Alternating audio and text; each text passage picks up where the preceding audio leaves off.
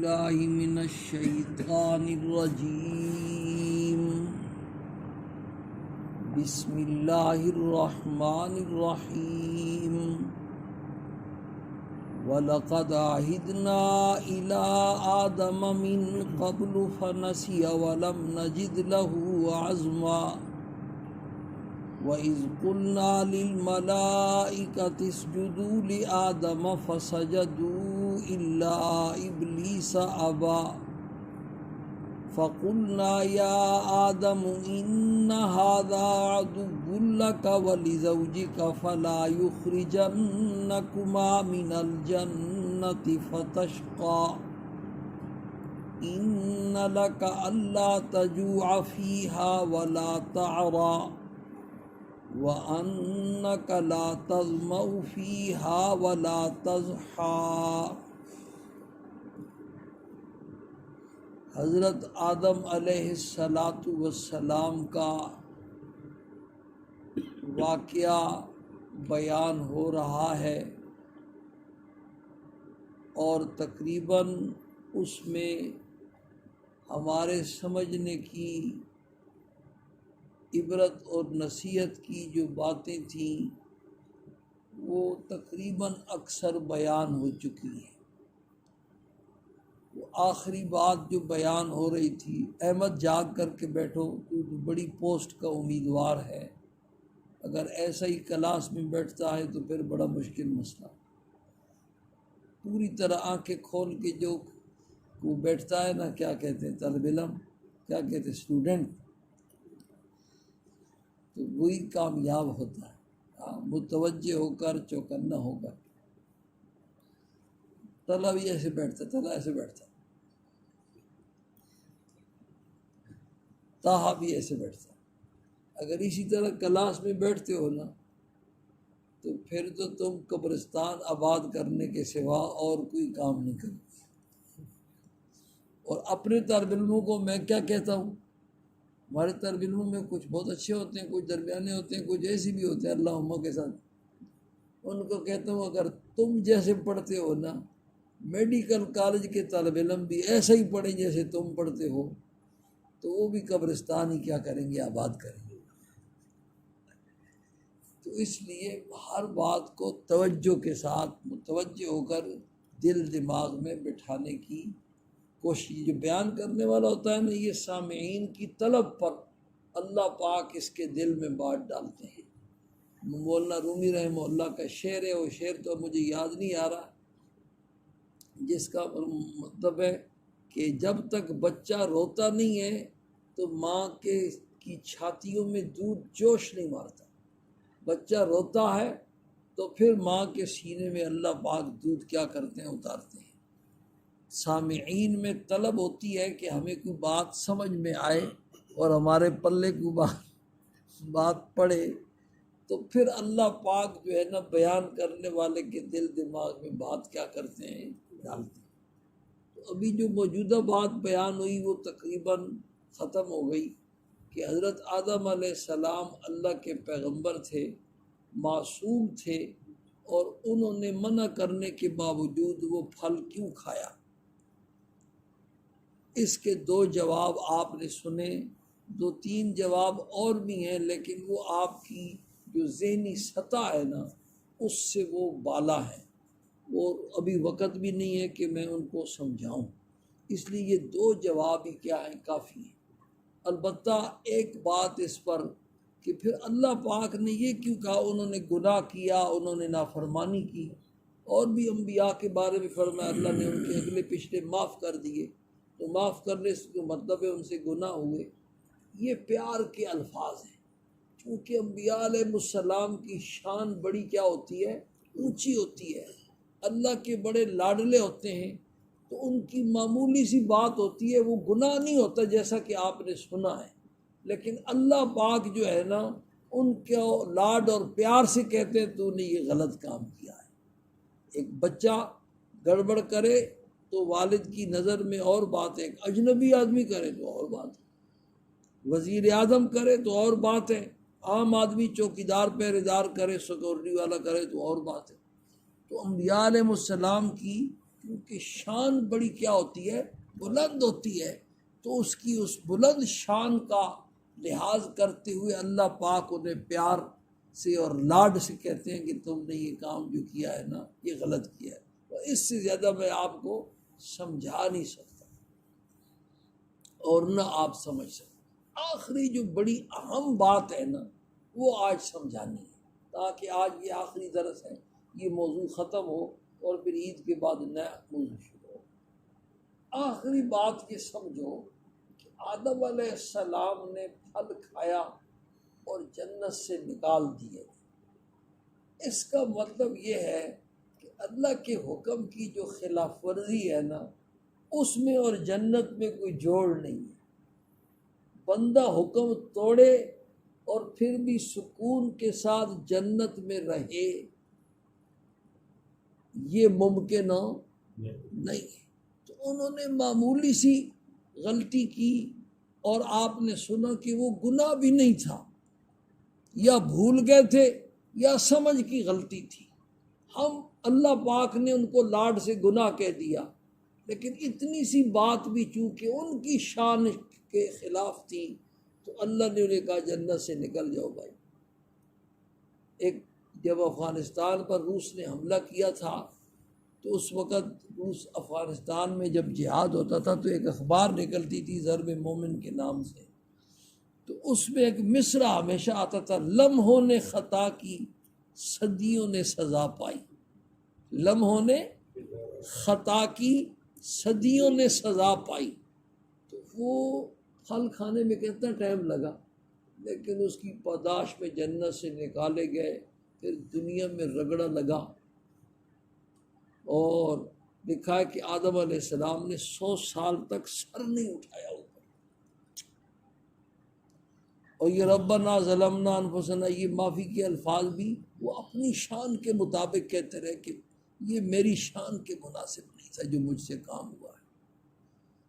پھر جا کر کے جو ہے نا موت کا پیالہ بھی پیا، پھر یہ لمبا عرصہ عالم برزخ میں، پھر جنت قیامت قائم ہوگی، اس وقت بھی اپنی اس غلطی کو بھولیں گے نہیں۔ مخلوق ان کے پاس جائے گی، ابا جان سفارش کرے تو کہیں گے نفسی نفسی، مجھے تو اپنی وہ بات نہیں بھول رہی، کسی اور کے پاس جائے۔ تو یہ سارا لمبا عرصہ جنت سے باہر رکھے گئے اور پھر آخر جنت میں جائے گی۔ تو پتہ چلا کہ گناہ اور جنت اس کو آپس میں کوئی مناسبت نہیں ہے۔ اس لیے بھائی اگر جنت میں جانا ہے تو گناہوں سے بچنے کی فکر کر دو۔ اللہ پاک نے پورے قرآن میں صرف ایمان کے بغیر تو جنت ملتی نہیں، لیکن صرف ایمان پر جنت کا وعدہ نہیں کیا۔ جہاں بھی جنت کا تذکرہ کیا ہے نا، وہاں فرمایا مثل الجنت التی وعد المتقون، یا فرمایا وہ جنت جس کا وعدہ پرہیزگاروں سے کیا گیا، یا فرمایا ان الذین آمنوا وعملوا الصالحات، وہ لوگ جو ایمان لائے اور نیک اعمال کیے، اور نیک اعمال مثبت اور منفی دونوں کو شامل ہے۔ اللہ نے جن کاموں کو حکم دیا ان کا کرنا نیک عمل ہے، جن سے بچنے کا حکم دیا ان سے بچنا کیا ہے بھائی؟ عمل صالح ہے۔ یہ کام کیے تو کانت لہم جنات الفردوس نزلا۔ تو ہمیں سوچنا چاہیے کہ جنت اور ایمان، جنت اور گناہ، ان دونوں میں کوئی مناسبت نہیں۔ اب یا گناہ توبہ سے ختم کرے تو پھر جنت میں جائے، یا اللہ اپنے فضل سے معاف کرے تو پھر جنت میں جائے، یا گناہ کی سزا بھگتے تو پھر جنت میں جائے۔ اب وہ سزا کتنی ہوگی؟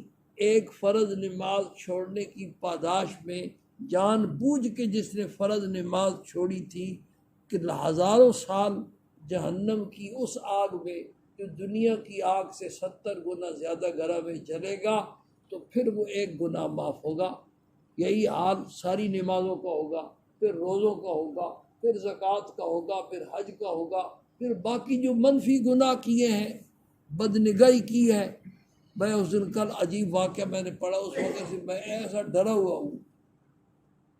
حضرت تھانوی رحمۃ اللہ علیہ نے ایک بزرگ کا واقعہ لکھا، غور سے سنو۔ ان کی پیشی ہوئی انتقال، ایک ملاقات تو اللہ سے قیامت کو ہوگی اور ایک ملاقات انتقال کے فوراً بعد ہوتی ہے، فوراً روح کو پکڑ کے لے جاتے ہیں، اللہ کے سامنے کھڑا کر دیتے ہیں، اسی وقت کام شروع ہو جاتا ہے۔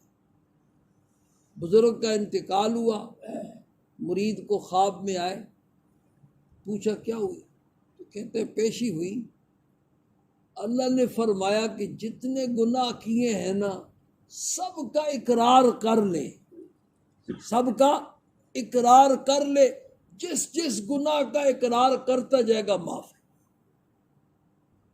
میں کرتا گیا لیکن ایک گناہ ایسا تھا کہ اس کا اقرار کرتے ہوئے مجھے اللہ کے سامنے شرم آئی کہ اللہ کے سامنے اور میں اس گناہ کا اقرار کروں، یہ اللہ کا اور بندے کا معاملہ۔ اور وہ کون سا گناہ تھا بھائی؟ بدنگاہی والا گناہ تھا۔ وہ بدنگاہی والا، میں نے پوری زندگی میں ایک مرتبہ بدنگاہی کی تھی اور اس کا اقرار کرتے ہوئے اللہ کے سامنے مجھے شرم آ رہی ہے اور ابھی تک بھگت رہا ہوں عقاب میں۔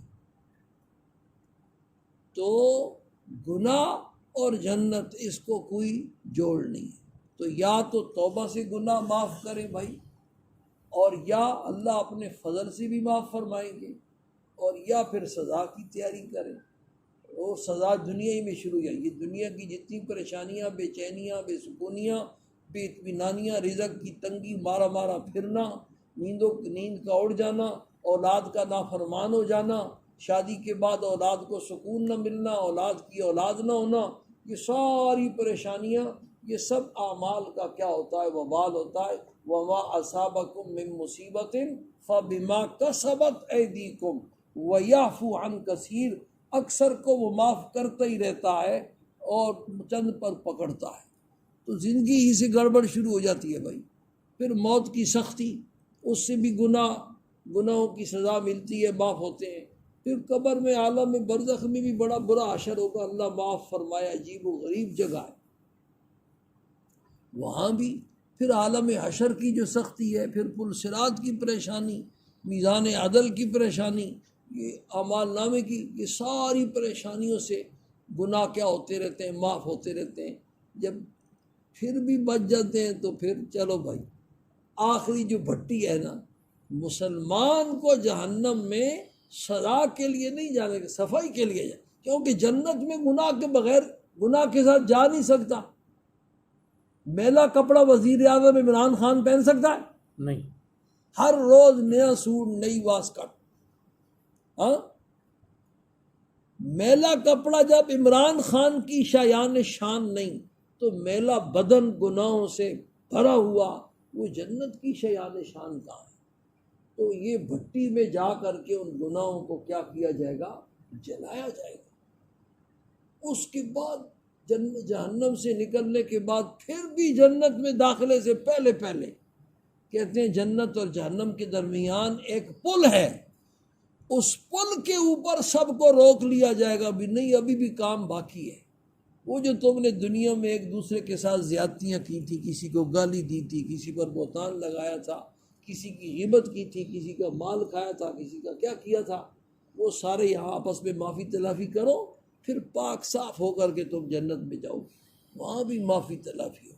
اتنی صفائی کے بعد پھر جنت میں کیا کرے گا؟ جائے گا۔ تو میرے دوستوں اور بزرگوں، ہمارے لیے عبرت کی بات یہ ہے کہ ہم اس کی تیاری ابھی سے کریں، توبہ اور تائب کریں، اللہ پاک سے پکی سچی توبہ کریں، اور گناہوں سے بچنے کا پورا کیا کریں؟